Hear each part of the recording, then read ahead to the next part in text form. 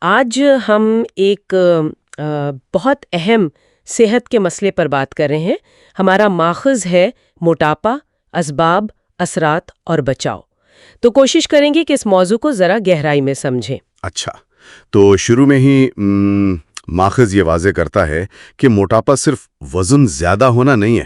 جی بالکل، یہ اصل میں جسم میں ضرورت سے زیادہ چربی کا جمع ہو جانا ہے جو صحت کے لیے نقصان دہ ہو سکتی ہے۔ اور اسے ناپنے کا ایک طریقہ بھی بتایا گیا ہے، باڈی ماس انڈیکس یعنی BMI۔ صحیح، اگر BMI 30 یا اس سے زیادہ ہو تو طبی طور پر اسے موٹاپا مانا جاتا ہے۔ ٹھیک، تو پھر سوال یہ پیدا ہوتا ہے کہ یہ ہوتا کیوں ہے؟ ماخذ اس کی کیا وجوہات بتاتا ہے؟ دیکھیں، اس میں کئی چیزیں شامل ہیں۔ سب سے پہلے تو ظاہر ہے ہماری غذائی عادات ہیں، یعنی زیادہ کیلوریز والی چیزیں جیسے فاسٹ فوڈ، میٹھے مشروبات وغیرہ۔ بالکل، فاسٹ فوڈ، میٹھے مشروبات اور وہ پروسیسڈ کھانے جن میں کیلوریز بہت زیادہ ہوتی ہیں۔ اور دوسری بڑی وجہ ہے جسمانی سرگرمی کی کمی۔ ہاں، وہ بیٹھ کر کام کرنا، ورزش نہ کرنا، یہ سب عوامل ہیں۔ ماخذ میں جینیاتی عوامل کا بھی ذکر ہے، مطلب کچھ لوگوں میں قدرتی طور پر وزن بڑھنے کا رجحان زیادہ ہو سکتا ہے۔ اچھا، پھر ہارمونز کے مسائل ہیں، جیسے تھائرائیڈ کا مسئلہ، وہ بھی وزن بڑھا سکتا ہے۔ اور ذہنی صحت کا بھی تعلق ہے شاید؟ یقیناً، نفسیاتی عوامل بہت اہم ہیں، جیسے تناؤ، ڈپریشن۔ ان کی وجہ سے لوگ اکثر زیادہ کھانے لگتے ہیں۔ اور ہاں، کچھ دوائیاں بھی ہیں جیسے اینٹی ڈپریسنٹس یا اسٹیرائڈز، ان کے سائیڈ ایفیکٹ کے طور پر بھی وزن بڑھ سکتا ہے۔ تو یہ کافی پیچیدہ معاملہ ہے۔ واقعی، یہ تو صرف وجوہات ہوئیں۔ اب ذرا اس کے اثرات پر بات کرتے ہیں۔ صحت پر اس کے کیا منفی اثرات پڑ سکتے ہیں؟ جی، یہ بہت اہم نکتہ ہے، کیونکہ موٹاپے کے صحت پر اثرات بہت وسیع اور سنگین ہو سکتے ہیں۔ مثلاً؟ سب سے پہلے تو دل کی بیماریاں ہیں، ہائی بلڈ پریشر، خون میں کولیسٹرول کا بڑھ جانا، اور اس سے پھر دل کے دورے کا خطرہ، یہ سب بڑھ جاتا ہے۔ پھر ذیابیطس، خاص طور پر ٹائپ 2، بہت عام ہے۔ ہوتا یہ ہے کہ جسم میں انسولین ٹھیک سے کام نہیں کر پاتی، یعنی انسولین کی حساسیت کم ہو جاتی ہے۔ اچھا۔ اس کے علاوہ جوڑوں پر بہت دباؤ پڑتا ہے، خاص طور پر گھٹنوں اور کمر پر۔ اس سے پھر ظاہر ہے آرتھرائٹس یعنی جوڑوں کے درد کا خطرہ بڑھ جاتا ہے۔ اور سانس کے مسائل کا بھی ذکر سنا ہے۔ جی بالکل، سانس لینے میں دشواری ہو سکتی ہے۔ اور ایک خاص مسئلہ ہے سلیپ ایپنیا، جس میں نیند کے دوران سانس رک جاتی ہے۔ یہ اکثر گلے کے آس پاس اضافی چربی کی وجہ سے ہوتا ہے۔ یہ تو جسمانی مسائل ہو گئے، کیا نفسیاتی طور پر بھی کوئی اثرات ہوتے ہیں؟ ہاں، ماخوذ اس طرف بھی اشارہ کرتا ہے۔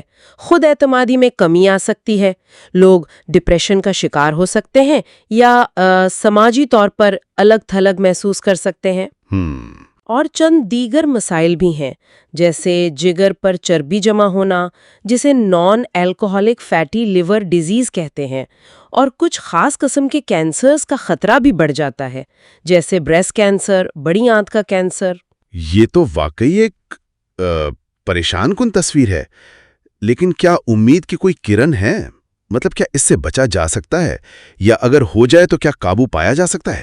جی، اچھی خبر یہ ہے کہ بالکل بچاؤ اور قابو پانا ممکن ہے۔ ماخذ اس پر کافی زور دیتا ہے۔ تو اس کے لیے کیا حکمت عملی بتائی گئی ہے؟ سب سے بنیادی چیز تو صحت مند طرز زندگی اپنانا ہے۔ اس میں دو چیزیں بہت اہم ہیں۔ ایک تو صحت مند غذا، یعنی پھل، سبزیاں، سارا اناج، اس قسم کی چیزیں۔ بالکل، پھل، سبزیاں، ہول گرینز، کم چکنائی والی پروٹین، اور چینی اور پروسیسڈ کھانوں سے جتنا ہو سکے پرہیز۔ اور دوسری چیز یقیناً ورزش ہوگی۔ جی، باقاعدہ ورزش، ہفتے میں کم از کم 150 منٹ یعنی 2.5 گھنٹے درمیانی شدت کی ورزش، جیسے تیز چہل قدمی، سائیکلنگ یا سوئمنگ۔ اس کے علاوہ طرز زندگی میں اور کیا تبدیلیاں مددگار ہو سکتی ہیں؟ ہاں، جیسے پوری نیند لینا بہت ضروری ہے، ذہنی تناؤ کو قابو میں رکھنا، اس کے لیے یوگا یا میڈیٹیشن وغیرہ، اور شراب نوشی سے پرہیز کرنا بھی اہم ہے۔ اور اگر مسئلہ زیادہ پیچیدہ ہو یا خود سے کنٹرول نہ ہو رہا ہو تو پھر مدد لینا بہت ضروری ہے۔ ماخذ بھی یہی کہتا ہے، کسی ڈاکٹر یا مستند غذائی ماہر سے رجوع کرنا چاہیے۔ وہ آپ کی صورتحال کے مطابق وزن کم کرنے کا ایک محفوظ اور مؤثر منصوبہ بنانے میں مدد کر سکتے ہیں۔ اور کیا ادویات یا سرجری کا بھی کوئی کردار ہے؟